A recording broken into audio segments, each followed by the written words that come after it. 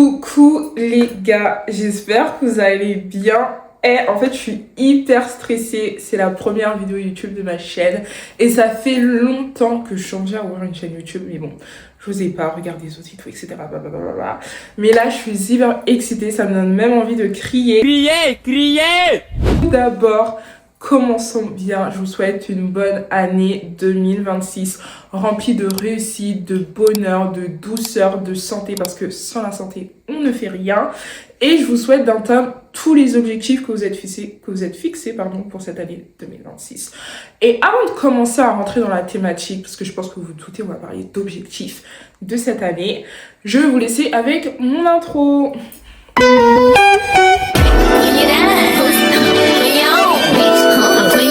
Chaque début d'année, tout le monde se fixe des objectifs, mais est-ce que nous les atteignons réellement? Moi, ça a été mon cas, j'ai pas atteint la plupart de mes objectifs en 2025. Et pourquoi? Tout simplement parce que j'utilisais pas la bonne méthode en fait. Et le but de cette vidéo, c'est un peu de comprendre pourquoi on se fixe des objectifs, quelle méthode adapter pour réussir à atteindre nos objectifs en 2026. Donc, j'ai mon MacBook qui va me servir en fait tout simplement à lire mes notes et à rien oublier et à vous donner toutes les bonnes insights. Et cette vidéo, elle va se composer tout simplement en 4 parties. La première partie, ça sera la vérité en quelque sorte sur les objectifs, pourquoi on se fixe des objectifs, etc.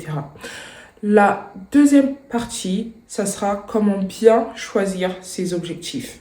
La troisième partie, on va voir plutôt quel type de méthode mettre en place pour les atteindre, ces objectifs. Parce que je pense que pour la plupart d'entre nous, c'est une bonne méthode qui nous manque. Et le quatrième point, ça sera moi mes objectifs pour 2026. Et si vous voulez, si vous êtes intéressé par certains de mes objectifs, on pourra les faire sous forme de challenge et tout, etc. Donc il n'y a pas de souci. La vérité sur les objectifs. Ce que je pensais souvent, et avant d'être maître de mes objectifs, est qu'il me fallait de la motivation pour réussir. Pourtant, la motivation, elle va dépendre de plein de choses. Vous allez me dire, et vous allez être d'accord avec moi, on n'est jamais motivé 24 heures sur 24, 7 jours sur 7, 360 jours sur 365 jours. Ce qui est normal, on est des êtres humains. La motivation est une émotion. Elle va dépendre du stress, de si vous êtes joyeux, de si vous êtes triste, de si vous êtes mal. Ça va dépendre de plein de choses. Donc, comment atteindre ces objectifs si on n'est pas motivé en fait 365 jours à l'année? Ce que vous devez aussi comprendre, c'est la façon dont vous visualisez vos objectifs. En fait, on les visualise de la mauvaise manière. Souvent, on va placer des objectifs et en fait, on va se mettre une pression constante, une pression sociale. On va avoir beaucoup d'attentes par rapport à nous. Et tout ça, en fait, il va falloir le déconstruire si vous voulez atteindre vos objectifs. Il faut vous dire qu'en fait, c'est pas grave de chuter. Mais le plus important, c'est que je me relève. Donc si vous voulez atteindre vos objectifs, au contraire, vous pouvez chuter 1, 2 fois, 3 fois, 15 fois, 10 fois, 20 fois. Le but, c'est que vous atteigniez vos objectifs.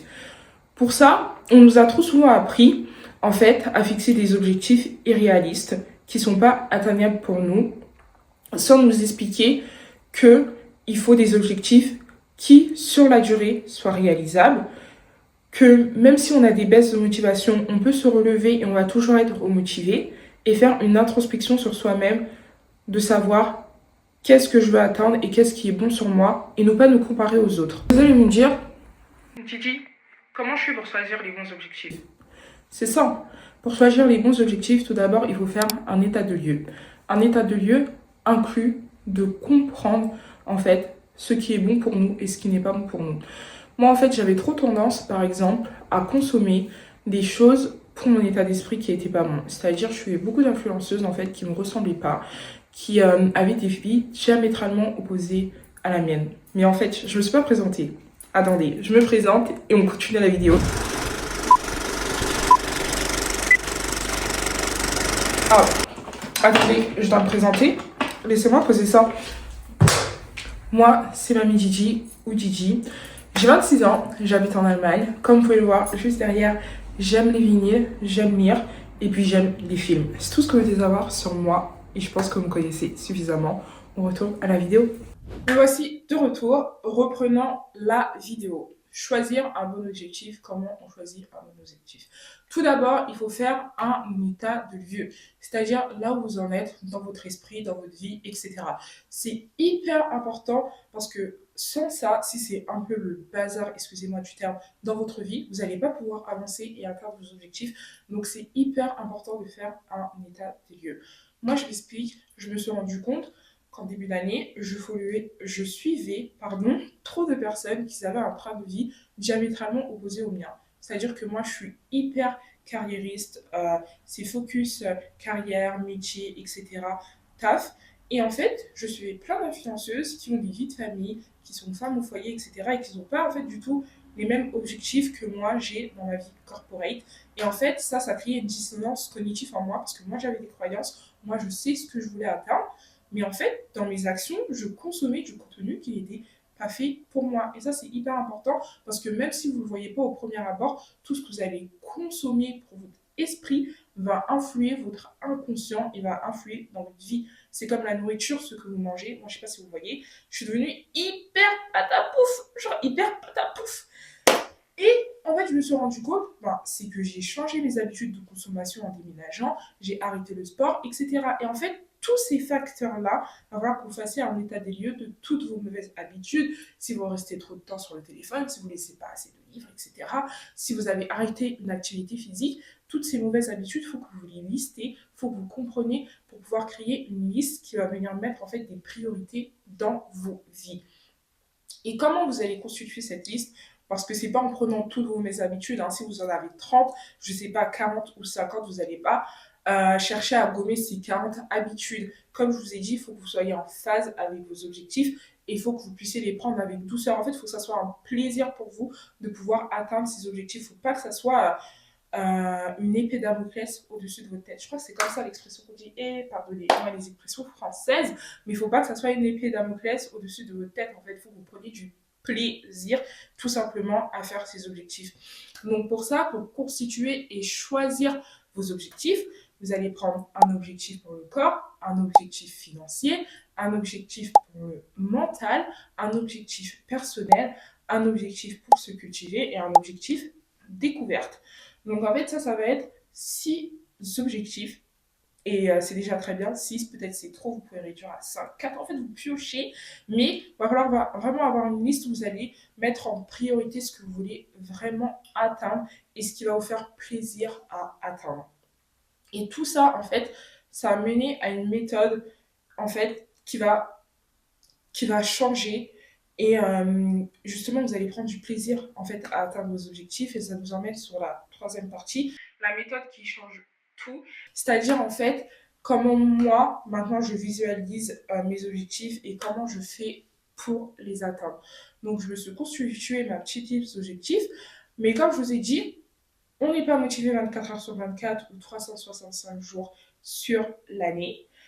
Il faut qu'on ait des objectifs. Ouh là, j'ai du mal à parler. Il faut qu'on ait des objectifs atteignables, réalisables. Et ensuite, il faut que ça nous fasse plaisir. Donc, pour cela, en fait, vous allez commencer à vous créer des routines. En fait, il ne faut pas que vos objectifs viennent changer complètement votre vie et strictement votre vie. C'est-à-dire, si vous voulez, par exemple, vous lever un peu plus tôt dans la journée, il ne faut pas commencer à se dire, ouais, dès demain, je me lève à 5 heures du matin. Ça peut être 15 minutes par 15 minutes pour commencer en fait à vous créer des routines et habituer votre corps. Il ne faut pas qu'en fait les changements soient drastiques. Et souvent, quand on se fixe des objectifs, on fait des changements drastiques. Et ça, non, non, non, non, non, on ne fait plus en 2026. En fait, faut vous dire, c'est pas je change, mais je remplace. Je remplace une mauvaise habitude par une bonne. Parce qu'en fait, quand vous avez habitué votre corps et votre esprit, il est habitué à des choses et vous ne pouvez pas le choquer. Donc du coup, de la même manière dont vous avez mis en place step by step vos mauvaises habitudes, step by step, il faut les remplacer par des bonnes habitudes. Et c'est là que vous allez commencer à prendre du plaisir. Et c'est vraiment cette méthode en se disant mes objectifs, ce ne sont pas des objectifs de changement, mais des objectifs de remplacement de mes mauvaises habitudes. C'est là que vous allez évoluer. Donc prenez vraiment cette méthode de remplacement step by step, créez-vous des routines, euh, fixez-vous des objectifs par exemple. Il faut savoir qu'il faut 21 jours pour se créer une habitude. Donc, si vous commencez petit à petit, par 15 minutes, je me lève plus tôt, ou toutes les 5 minutes, je me lève plus tôt, en fait, votre corps, il va commencer à créer des habitudes, il va s'habituer à quelque chose, à une routine, et en 21 jours, ça va devenir une habitude. C'est comme pour arrêter l'alcool, arrêter de fumer, arrêter, etc. Il faut créer des habitudes à votre corps, il ne faut pas changer de manière drastique. Donc, ça peut être aussi des bilans tous les mois. Parce que, en fait, vous vous dites que dans la durée, bah ouais, j'ai du temps, j'ai 12 mois. Mais en fait, en se disant ça, vous allez créer aussi une sorte de fainéantisme. Parce que vous dites, bah ouais, moi j'ai du temps, c'est pas grave, décembre, c'est loin, j'atteindrai mes objectifs. Or que si, par exemple, vous faites un bilan, je sais pas, tout la fin du mois, tous les 2 mois ou tous les 3 mois, bah là, c'est plus pareil. Parce que dans 3 mois ou dans un mois, vous vous dites, ah ouais, je dois commencer à avoir des résultats. Et ça, en fait, ça va commencer à changer votre pensée et à changer la façon dont vous visualisez vos objectifs. Donc, on arrive sur la dernière partie. J'ai beaucoup parlé, mais quels sont mes objectifs à moi en 2026? Donc, du coup, je pense que je vous les afficher ici. J'ai fait un petit truc fun, c'est que j'ai fait un bingo de 2026 avec tous mes objectifs, etc. Donc, on va les analyser. On se retrouve dans quelque chose de plus cosy pour que je vous présente mes objectifs de mon bingo 2026. Donc, quelque chose qui va vous apaiser, qui va vous permettre de aussi, pour vous, commencer vos objectifs en douceur. Donc, le premier objectif que j'ai, c'est visiter un nouveau pays. Celui-ci est dans ma liste. Chaque année, je crois, depuis que je travaille, depuis que je me fais de la monnaie des dinero, les papelos, de visiter minimum un nouveau pays par an, que ce soit en Europe ou hors Europe. Je sais que c'est une chance que je puisse le faire à chaque fois. Donc du coup, il est tout le temps dans ma liste. Donc très atteignable celui-là. Ensuite, le deuxième, finir d'aménager mon appartement. Alors, c'est pas réellement un objectif, mais je voulais l'avoir dans ma liste de Bigo 2026. Je vous explique pourquoi. Parce qu'en fait, en soi, on n'a jamais réellement fini d'aménager chez soi. Il y a toujours des petits détails, etc. Mais il y a des gros meubles que je veux chez moi. Par exemple, changer mon canapé, mon dressing, etc. Finir mon bureau. Et ça, j'aimerais bien le finaliser pour 2026. Je vous prépare des vidéos et tout dessus. Donc ça, c'est quelque chose que vraiment je mets dans mon top 3 limite. Ensuite, le troisième objectif ici, plus d'alcool. Alors, je m'explique. C'est pas réellement plus d'alcool. En tout cas, pour le mois de janvier, c'est vraiment plus d'alcool. Je fais le challenge janvier sans alcool, Dry January. Donc du coup, ça me booste beaucoup. Et il y a même une application que je vais vous mettre juste à l'écran. Mais en tout cas, dans l'année, c'est fortement réduire ma consommation d'alcool parce que l'alcool, ça fait grossir. Et il faut savoir que l'Allemagne, c'est le pays de la bière. Et j'ai commencé à consommer de la bière en Allemagne en allant voir les matchs de foot et tout, etc. Et ça, au moins, la bière, du moins, je compte stopper totalement. Mais je tiens à ajouter que l'abus d'alcool n'est pas bon pour la santé. Et j'en fais les premiers frais parce que je crois que j'ai pris quasiment plus de 30 kilos et je pense que l'alcool est l'une des raisons principales. Donc voilà pourquoi j'ai mis plus d'alcool, en tout cas à consommer avec modération. Le quatrième objectif, c'est économiser 10 000 € cette année. Alors, c'est pas en épargne nette. Il y a un peu de l'épargne nette et aussi de l'investissement, etc. Donc en fait, c'est plutôt économiser mix patrimoine. Je pense que c'est atteignable. En tout cas, je prépare une vidéo sur comment je gère mes finances, etc. Et comment je ferai pour atteindre mes objectifs cette année en termes de mes finances. Ensuite, il y a perdre 20 kilos qui va avec ne plus boire d'alcool. Donc du coup, c'est vraiment l'objectif central de cette année, perdre 20 kilos. Je sais pas si je veux les perdre en 6 mois ou si je me laisse un an et tout, etc. Je fais aussi une vidéo sur ça. Ça peut être aussi un challenge pour qu'on puisse un peu tous se motiver ensemble. Et si on chute, on se relève tous ensemble. Ensuite, il y a le sixième objectif, lire minimum 12 livres. Alors, c'est quelque chose que j'ai repris en 2025 parce que j'avais beaucoup ralenti depuis que j'ai déménagé en Allemagne. Mais là, vraiment, en fait, j'ai vraiment envie de prendre une routine où je lis minimum un livre par mois pour un peu m'instruire, etc. et prendre plaisir parce que j'ai toujours aimé lire. Et j'ai aussi un objectif d'avoir une bibliothèque quand j'achète une maison. Et pour avoir une bibliothèque, il faut un minimum de 1000 livres. C'est ce que j'ai vu sur le BookTok. Je ne sais pas si c'est vrai, même si je considère que j'ai déjà une petite bibliothèque. Ensuite, le 7e objectif, se prioriser. Et celui-là, c'est vraiment mon top 1. Peut-être aussi que j'aurais dû le mettre au centre de mon bingo, je sais pas. Mais en tout cas, c'est vraiment mon top 1. Me prioriser cette année, penser à moi. C'est hyper difficile pour moi parce que la plupart du temps, je pense aux autres avant de penser à moi.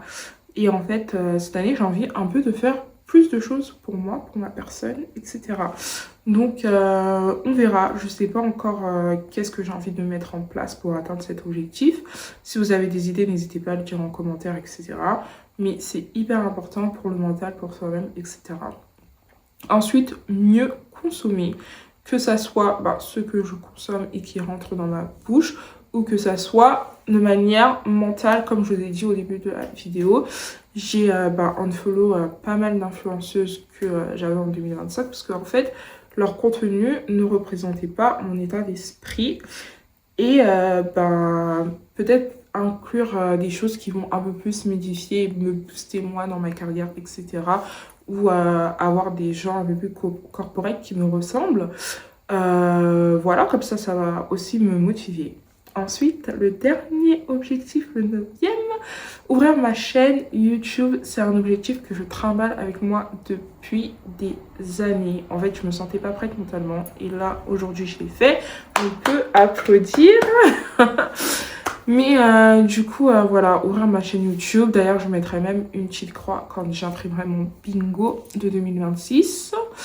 Et voilà, si vous avez des objectifs qui vous intéressent, inspirez-vous de mon bingo. Vous pouvez faire votre propre bingo avec seulement 6 objectifs. Moi, il y en a plus parce que je suis une personne de visuel. J'aime bien avoir les choses à plat, même si ce ne sont pas réellement des objectifs. Mais au moins, ça me donne une ligne de conduite. Si vous avez des challenges que vous voulez réaliser avec moi, n'hésitez pas à mettre en commentaire. Ou bien, n'hésitez pas à commenter si la vidéo elle vous a plu, vous présenter, etc. J'essaierai de répondre à un maximum de commentaires. On se retrouve comme ça. Ma lumière s'est éteinte sur moi. Mais je voulais encore vous souhaiter une bonne année 2026 et vous dire qu'on se retrouvera tous les dimanches sur ma chaîne à 18 h pour une nouvelle vidéo. Donc on se retrouve dimanche prochain. Je vous fais plein de bisous. Ciao!